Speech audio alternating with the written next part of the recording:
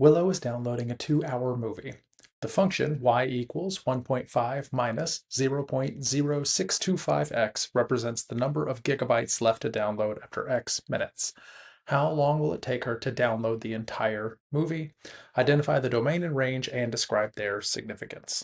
So what we need to do when it says how long is it going to take to download the entire movie is we need to figure out what the zero of the function or what the x-intercept is. We're going to start with a certain amount of the movie that has to be downloaded, and every minute that amount is going to go down, down, down, down, down, and we want to know when is the amount left to download going to be at 0. That's the zero of the function, the amount we still have left to download. Okay, so how are we going to figure that out? One of the ways that we can do it is through a graph. We could graph and find out where the zero of the function is. But we also know that the zero of a function is the x-intercept.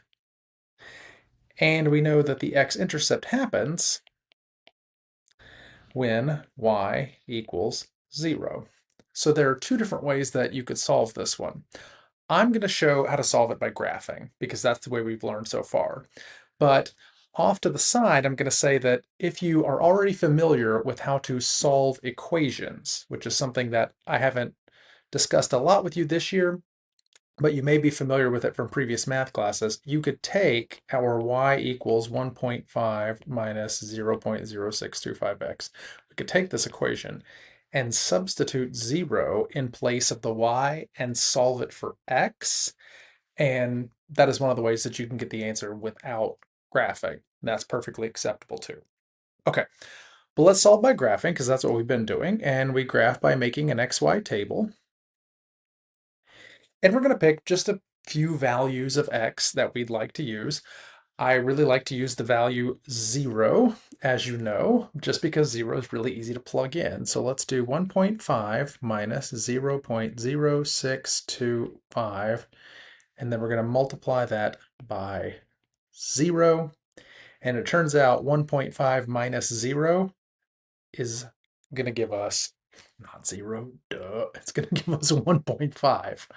So one of our first coordinates is going to be 0, 1.5. Great.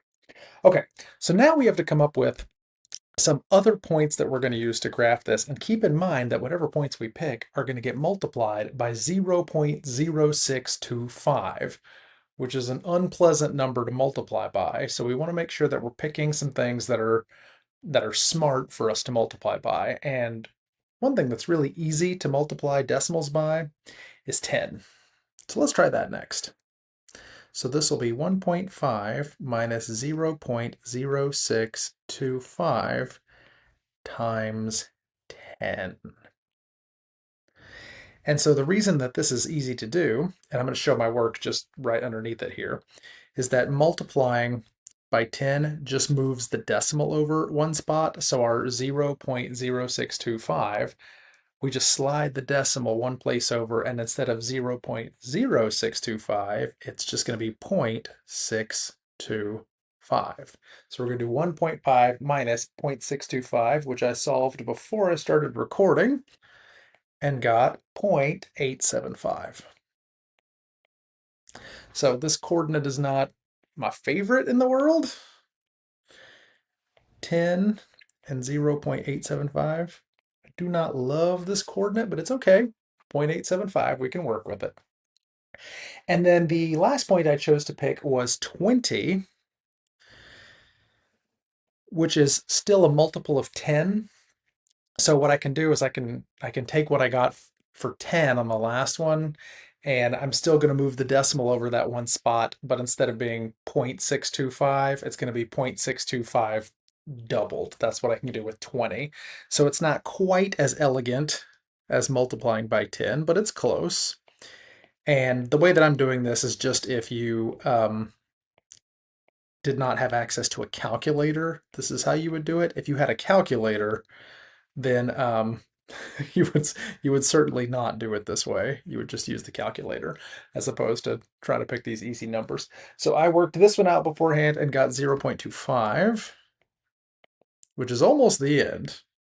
Almost the end. 20, 0.25. That is really close to 20 and 0, which was 0 would be the 0 of our function, so that would be nice. So this seems like enough for us to graph.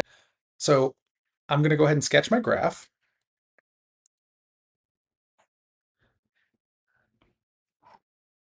And my graph is not going to quite show me the 0 because I got to 0.25 instead of 0. But it'll give me a decent estimate. So along the bottom, the thing that we're measuring on the x-axis is minutes.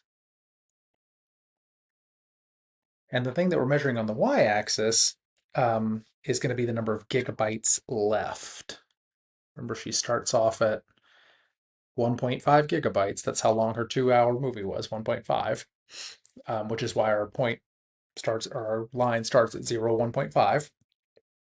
So let's go ahead and do 1.5 as our top here, and then we'll just estimate this would be like 1.0, and this would be about 0.5. And then our minutes along the bottom, we went all the way up to 20, but we're actually just a little bit beyond 20 here. So 20 is the last one we have a point for. So that's about where 10 is going to be, and we'll just go ahead and put like 15 and 5 in there. Okay, so let's go ahead and put the points on that we have. We've got 0, 1.5. And then we've got 10 and 0.875, which I'm going to estimate is about right here. And then 20 and 0.25, so it's just going to be barely above the 20. At 20, you know what, that's 0.25 would be closer to the middle here. In between 0 and 0.5, wouldn't it? 20 and 0.25. Okay, so let's go ahead and connect our dots. Seems like a good idea to get our line here. And of course, our 0 is not going to go with that. Oh, man, we did pretty good, didn't we? That is pretty close for an estimate, pretty close. I'm going to extend my x-axis a little bit because it's not quite long enough to see the, there we go. Let's extend this just a little bit, trying to get where my line will actually touch the x-axis. So it's going to be about right there.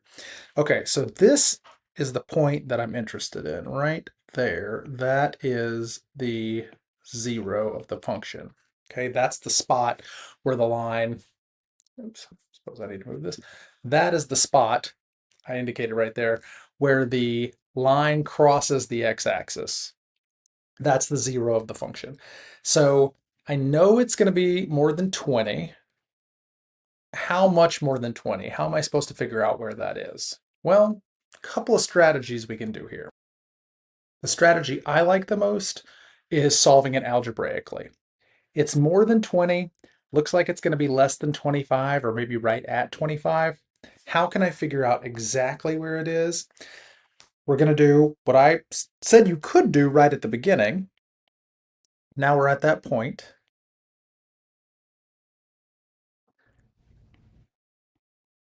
Where we're going to replace the y with 0.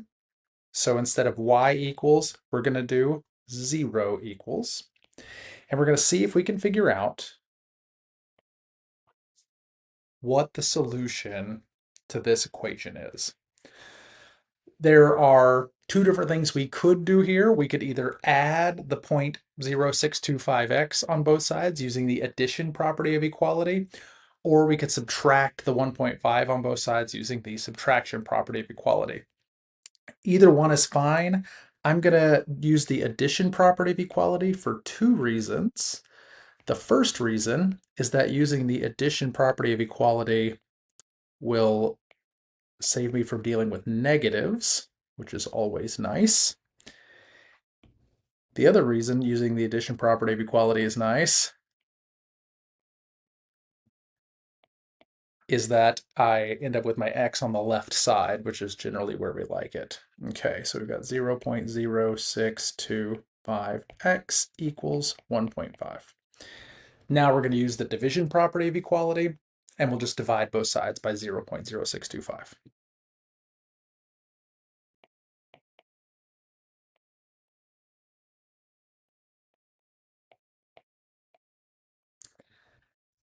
Okay, this is the division property of equality. And you aren't going to believe this, but it comes out to be exactly 24. So what does that mean? It means it takes I forgot her name. It takes our person, Willow.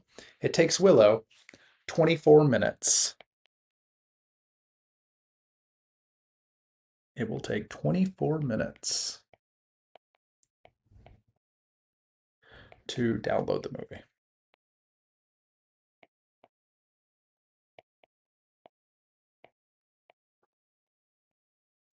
There we go. So there were a couple of ways we could have gone about solving this problem. We could have solved this equation right from the beginning and gone straight to 24 minutes. If you're really good at solving equations, you can go straight to the answer right from the beginning. I went ahead and made a graph here just so we've got a good estimate of approximately where our answer should be. And also, I just like making graphs. It's good to have a visual representation to go along with our picture. So a graph wasn't required, but it was a good idea. Now, the last thing is to identify the domain and range and describe their significance. Okay, so when I'm looking at this problem here, the domain, remember, is the set of all of the x values. So we start off at 0 minutes and we end at 24 minutes. So that means the domain is all of the values from 0 to 24. And we're going to write this using what is called set notation. And I'm going to write it first, and then I'm going to tell you how to read it. It looks like this. These little curly brackets there. And we do x with the line, and then 0 to 24 with the x in the middle. And the way that you read this is x such that x is between 0 and 24. And if you really want to impress people at your next math party, you say x is between 0 and 24 inclusive, because we are including 0 and 24. That's what the equal to lines mean. Between 0 and 24 inclusive. The range then, range is our set of y values, which is how many gigabytes we went through. Well, it started at 1.5 and we downloaded until there were 0 left to download. So our range is going to be from 0 to 1.5. So it's y such that y is between 0 and 1.5 inclusive. What's the significance of this? The domain is the number of minutes for which we are downloading this. We're downloading from 0 minutes to 24 minutes. And the range is the number of gigabytes we have left to download. We start off with 1.5 gigabytes and we download until we have 0 gigabytes still left to download.